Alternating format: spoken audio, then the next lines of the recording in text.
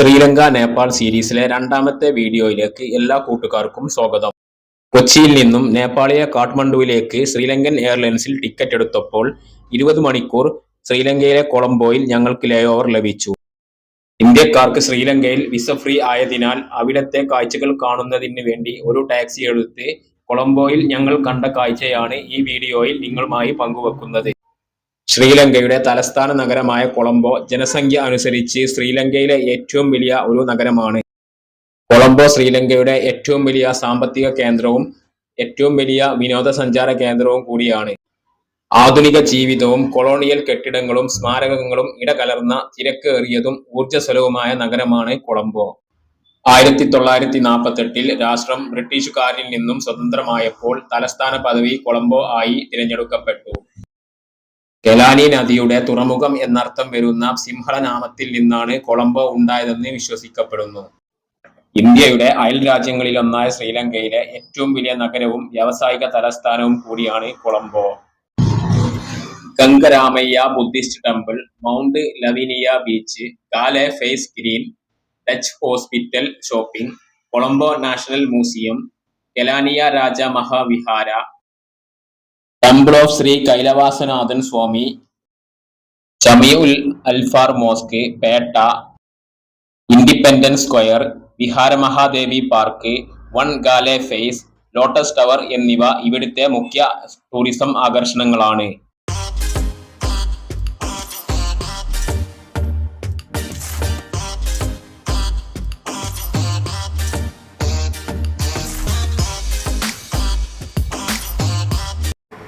കൊളംബോ നഗരത്തിലൂടെ പോകുമ്പോൾ അവിടുത്തെ ഓട്ടോറിക്ഷകളുടെ കളറുകളാണ് ഞങ്ങളെ ഏറ്റവും രസകരമാക്കിയത്.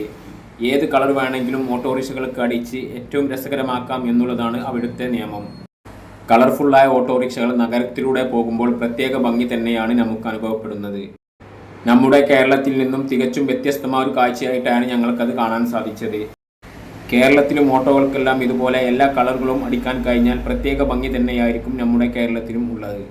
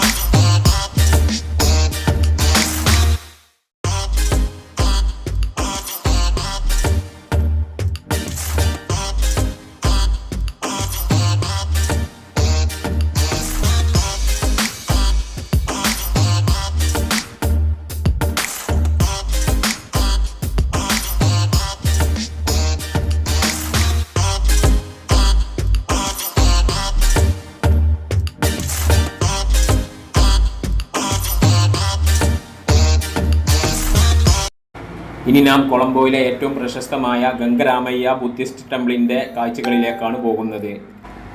ശ്രീലങ്കൻ, തായ്, ഇന്ത്യൻ, ചൈനീസ് വാസ്തുവിദ്യയുടെ സമന്വയം കൂടിക്കലർന്ന ഒരു ക്ഷേത്രമാണ് ഗംഗരാമയ്യ ബുദ്ധിസ്റ്റ് ക്ഷേത്രം. ഇത് ബൈറ തടാകത്തിൻ്റെ അടുത്തായി സ്ഥിതി ചെയ്യുന്നു. സന്യാസിമാർക്കുള്ള ആശ്രമം, ക്ഷേത്രം, സന്യാസിമാർക്കുള്ള അസംബ്ലി ഹാൾ, മ്യൂസിയം, ഒരു ലൈബ്രറി, ഒരു റെസിഡൻഷ്യൽ ഹാൾ, 3 നിലകളുള്ള പരിവേന വിദ്യാഭ്യാസ ഹാളുകൾ, ഒരു ആൽ ഹാൾ എന്നിവയും പരിസരത്തുണ്ട്. ഇത് ബുദ്ധമത ആരാധനാലയമായും പഠനകേന്ദ്രമായും പ്രവർത്തിക്കുന്നു. വൃദ്ധസദനങ്ങൾ, വെക്കേഷണൽ സ്കൂൾ, അനാഥാലയം എന്നിവയുൾപ്പെടുന്ന ബുദ്ധ മതക്ഷേമ പ്രവർത്തനങ്ങളിൽ ക്ഷേത്രം പ്രവർത്തിക്കുന്നു.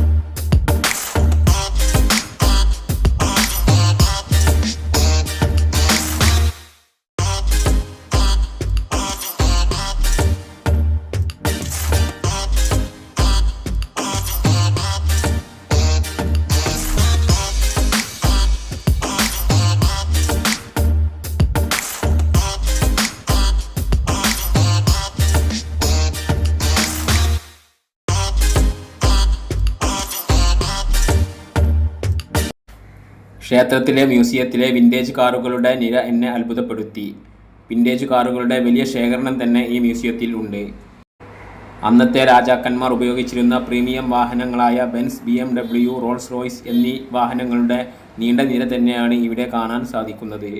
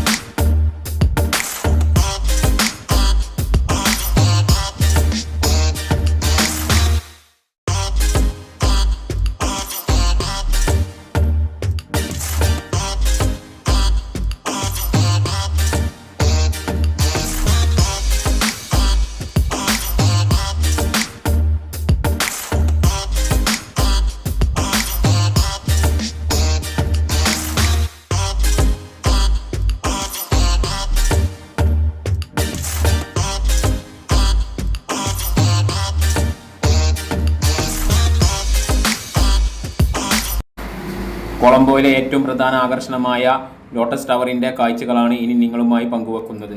കൊളംബോയിൽ സ്ഥിതി ചെയ്യുന്ന 356 മീറ്റർ, അതായത് 1168 അടി ഉയരമുള്ള ഒരു ഗോപുരമാണ് കൊളംബോ ലോട്ടസ് ടവർ. ശ്രീലങ്കയുടെ ചരിത്രപ്രധാനമായ സംഭവത്തിന്റെ ഒരു നാഴികക്കല്ലായും ഇത് അറിയപ്പെടുന്നു.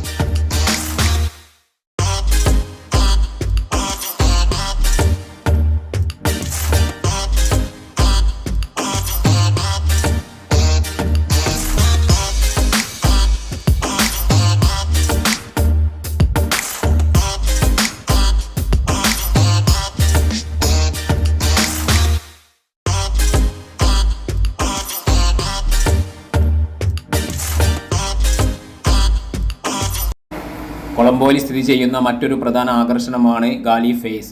ഇത് ഒരു അർബൻ പാർക്കായാണ് അറിയപ്പെടുന്നത്. വടക്ക് ബെയ്റ തടാകവും പടിഞ്ഞാറ് ഇന്ത്യൻ മഹാസമുദ്രവും തെക്ക് ഗാലി ഫേസ് ഹോട്ടലുമായി അതിര് പങ്കിടുന്ന ഒരു പ്രധാന ടൂറിസം കേന്ദ്രം കൂടി ആണ് ഇത്. കുട്ടികൾ, കച്ചവടക്കാർ, കൗമാരക്കാർ, പ്രേമികൾ, പട്ടം പറത്തുന്നവർ, ഉല്ലാസക്കാർ തുടങ്ങി തങ്ങളുടെ ഇഷ്ടവിനോദങ്ങളിൽ ഏർപ്പെടാൻ ആഗ്രഹിക്കുന്ന എല്ലാവർക്കും ഇതൊരു ജനപ്രിയ സ്ഥലം കൂടിയാണ്. പിക്നിക്കർമാർ, ഭക്ഷണം വിൽക്കുന്നവർ, പാകം ചെയ്ത ഞണ്ടുകൾ, കൊഞ്ചുകളും വിൽക്കുന്നവർ, കുരുമുളകും ഉപ്പും ചേർത്ത മാങ്ങാ കഷ്ണങ്ങൾ എന്നിവ വിൽക്കുന്നവരുടെ നീണ്ട നിര തന്നെ ഇവിടെ കാണാൻ സാധിക്കും.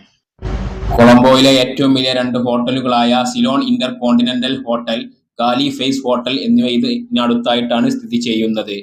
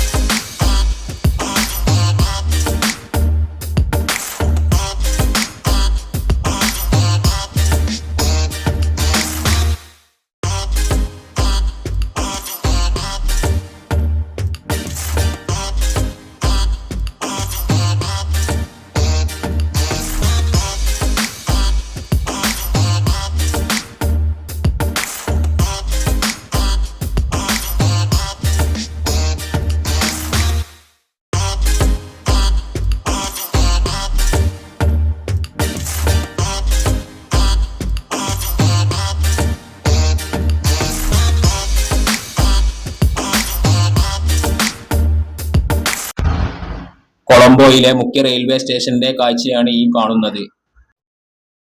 ഇവിടെ നിന്നും ലൈറ്റുകളാൽ അലങ്കരിച്ച് നിൽക്കുന്ന ലോട്ടസ് ടവറിന്റെ കാഴ്ച നാം കാണേണ്ട കാഴ്ച തന്നെയാണ്.